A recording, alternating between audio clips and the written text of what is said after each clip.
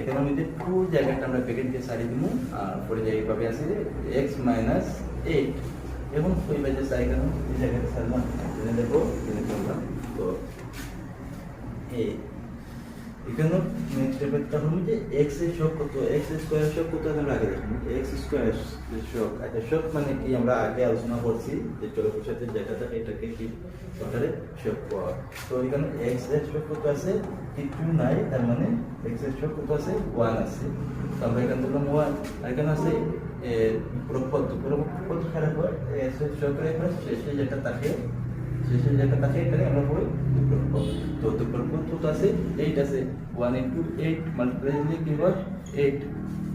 তো মানে এটা 8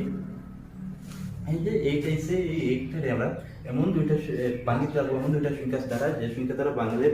প্লাস করলে এখানে আমরা যে জায়গাটা যে সংখ্যার জন্য সারিয়েছি যে ওই জায়গাটা সারিয়েছি আমরা এই 2 প্লাস করলে 2 হইতো আবার মাইনাস করলে 2 হইতো মানে